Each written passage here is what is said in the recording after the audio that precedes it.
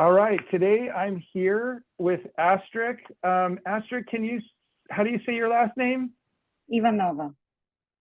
Astrik Ivanova with Loving Hands Hospice, and wanted to do an interview and ask her some questions about hospice, how she works with seniors and their families, and sort of answer some general questions that people may have about hospice and the process. We wanted to do this to bring awareness and bring the conversation out to consumers so that it is maybe a little less unknown and a little less scary if it could be for some people. So, okay, so Astrik, the first question I want to ask is, can you briefly explain what hospice care is and who it's for? Sure, of course. So if someone is considering hospice, so when facing with life-limiting illnesses, some people choose not to seek aggressive curative treatment. For them, the possible benefits do not outweigh the negative aspects of the treatment. And hospice care can offer comfort and support when curative treatments are no longer pursued. For example, for example, if, let's say, if they have life-limiting illness and they're tired of going to doctors, life-threatening illness? Limiting. Oh, okay. Limiting, okay.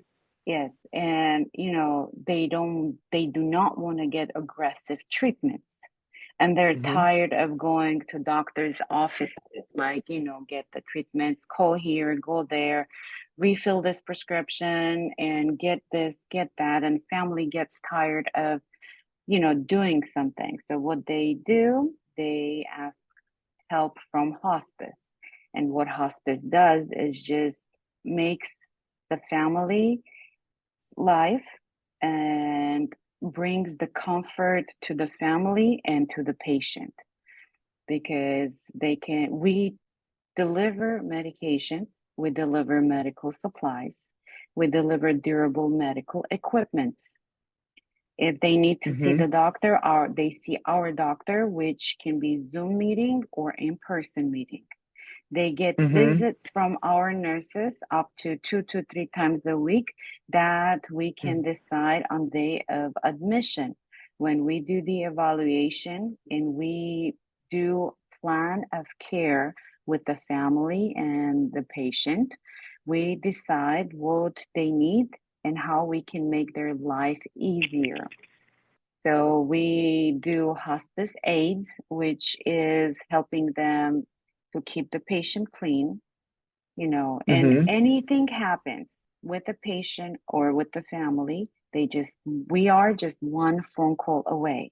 Instead of them calling, those are examples. CVS, we need refills, or, oh, we need medical equipment, oh, we need this, we need that. No. First of all, our nurse, when they do the visits, they get all that information and they place the orders. So the patient or the family does not have to worry about anything. So they spend more quality time with their loved ones. So that's all hospice is about. But when they're already seeking help or seeking, more treatments, hospice is not for them. That is already, let's say, there is a second option where they can go with palliative care. And what is palliative care? Palliative care is they continue what they're doing.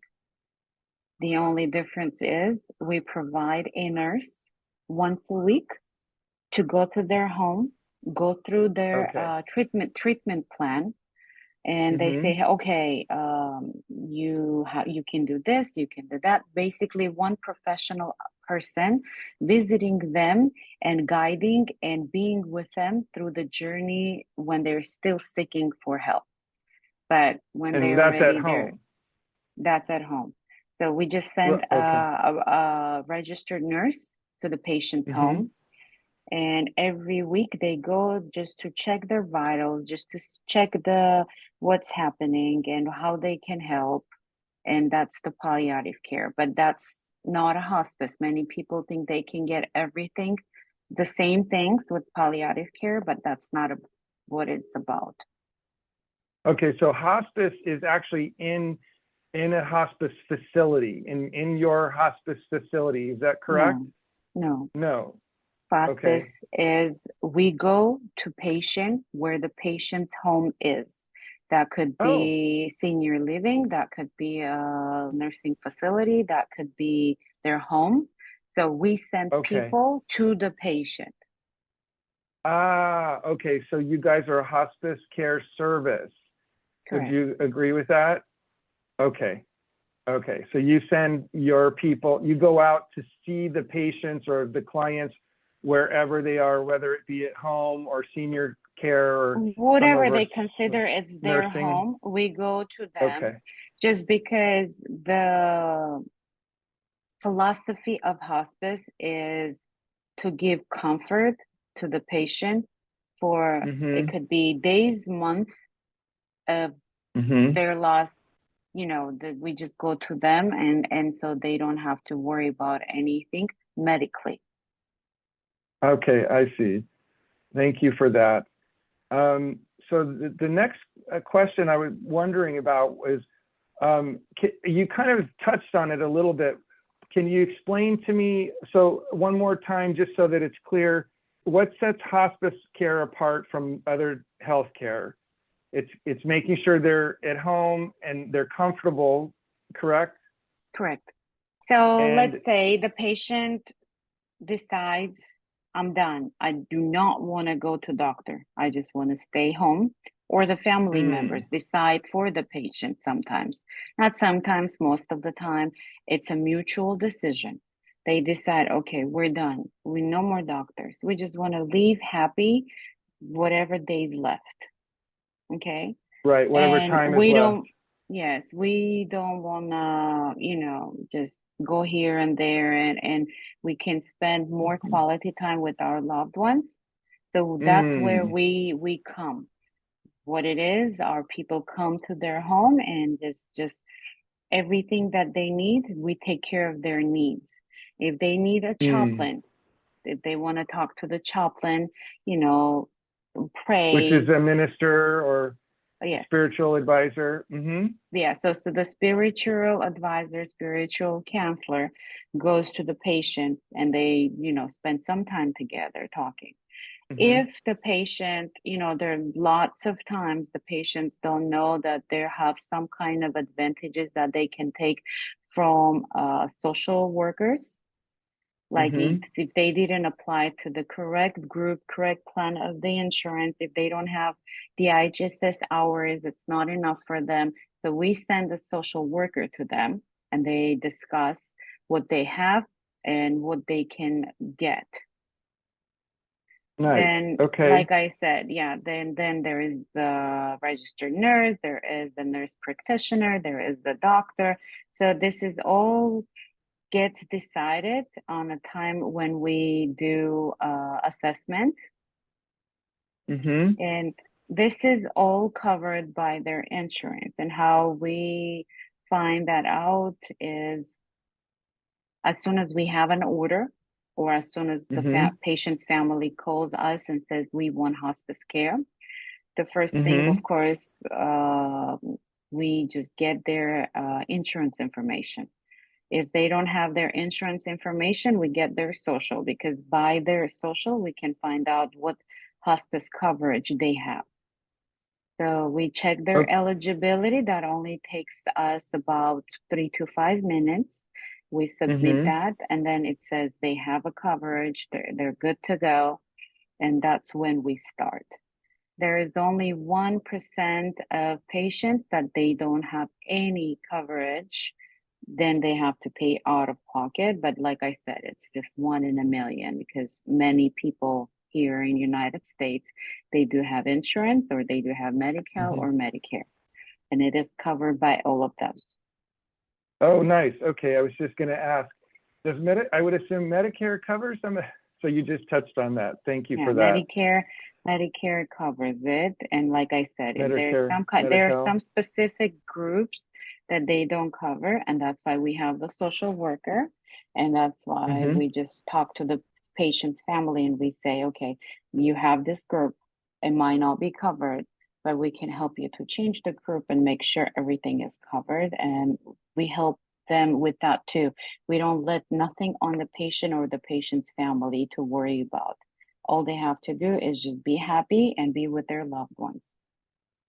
So it sounds like the social worker, correct me if I'm wrong, will come in from your company and kind of assess the needs of the client and their family. And then you will put together a specialized or custom program for them individually. Is that what I'm to understand? Either they can come in person, but most of the time, they don't like lots of people coming in. So the social Mm-hmm. worker can do Zoom or over the phone meeting, and they can get all the information and they will do it. What I always tell about Loving Hands Hospice, we always go beyond medical care. So all Mm-hmm. the meetings that I go, I met you, I met you, I met everyone that are with SSG, and I go different Right. other meetings. So I meet lots of Other good networking. people, adult Mm-hmm. networking. So if I'm with my patient and it's not the things that they ask is not covered under hospice, or it's we as a hospice cannot take care. I always Mm-hmm. go beyond medical care. I give them information. They need help with real estate. I have you guys. So I have a little binder when I go to my meetings. I have all Mm-hmm. the informations and names and people, like they could be placement people, they could be caregivers, they could be real estate people. So I just tell them, hey, this is all these good people that can help you. I, as a hospice, cannot do it, but these people can come in and jump in and do it. I don't let my patient to say, "Hey, I don't do this. Just go figure it out. Go Google." No, I am with them. I Right. try to find the correct people, the correct fit for any question that they have. Okay, perfect. I love that. I love your frame of reference and your take on this. It's very helpful. The next thing I'm wondering is, how do you maintain the quality of care within your company or your service? Do your people go under continuing training, education, Definitely. aside from, okay. Definitely. So we are accredited with ACHCC. So this is a company where we receive all the time all the updates, upgrades, and educational programs that needs to be Within done hospice, within okay. hospice. And what, Plus, we already okay. have topics for each employee, which is our SHHAs, our RNs, our whoever works with us. We have topics for the rest of the year. So every month, either we make in-person visits that they come and we do whole meetings with them, and we have, lunch, brunch, whatever we can do, and just one of our DONs, which is a nurse practitioner, will go through the topic, educating them, and then or we just send them the links that they need to complete, and then we certify them that they completed. And like the company that we work with, they are amazing. They are the people that we got accredited with. They're pretty much amazing with everything. What organization is that you got the accreditation through? It's an accreditation company, and it stands for Accreditation Commission of Healthcare. Okay, ACHC, Accreditation Commission of Healthcare. perfect. And it sounds like they oversee hospice and hospice services. They're the people that give you accreditations, and they're the Okay, people who update with all the laws and changings and and education that regulations. we can, and regulations. Yeah. Great. We Okay. have conventions that we go to every year with Mm. them. They Mm-hmm. have continuing educations that we do with them. To stay up on Great. the most Stay on top of the the hospice rules, industry. regulations, and yeah. Perfect. Mhm. Okay. And I just have one other thing that I was wondering about because we're getting close on our 15 minutes time. What steps should a person take to start receiving hospice care? Just give us a call. They Okay. just call us, and Mm-hmm. if they want in-person assessment, we go to them, explain to them, like I told you, we do the hospice 101. So Mm-hmm. we will go there, answer all their questions, understand if the hospice is the right choice for them. Then we go from there and we call the doctor, we get the papers, we get the medical history, we do everything for them. So they do not have to worry. All they have to do is just like, give their okay that they want to have a hospice. Gotcha. And so I wanted to ask you before we wrap up. Now, hospice care, is that for someone that might have a terminally ill, or a chronic health problem like cancer, or in what type of medical conditions are Any life limiting illness, anything. any life limiting illness? Yes, Okay. when it cannot be cured, then they can apply for And hospice. The age okay. doesn't matter. It's sad, but it's a fact that we have lots of young people with that. So Yeah. their age does not have to do anything. Or if So they it's don't have life limiting illness, but mm-hmm. they're old and they cannot do anything for themselves. They can't just do Mm, nothing. mm-hmm. They're just, they can't do nothing, but we just So it help them with that as well. so it sounds like I think the point to which someone qualifies for health, or I'm sorry, hospice or hospice type service, is when they can't take care of themselves by themselves anymore. When it's a Correct. life limiting, is that correct? Would you agree with Yes, that? I do agree Okay, with that. gotcha. Okay. Then one last thing, what is the one thing that you wish people knew more about hospice care? That's a good question, and I have gotten that question answered by the patient's families. And I tell you what they said. We wish we knew this earlier, because Mm-hmm. lots of people, so the hospice should be about 6 months, not more, because that's Mm-hmm. when they apply for hospice. Many people don't know about the hospice until the last day. So when Mm. they go to the hospital and then hospital said, this is it, you go home and wait. So they take Mm-hmm. their loved ones home, and then the loved one passes away.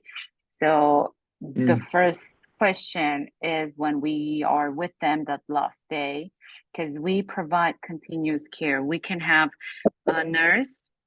So in hospice, you can have 5 days of continuous care. Some people choose to use that 5 days, like the 2 days before, when we have a nurse there for 24 hours, continuously teaching them how to do what to do with their loved ones.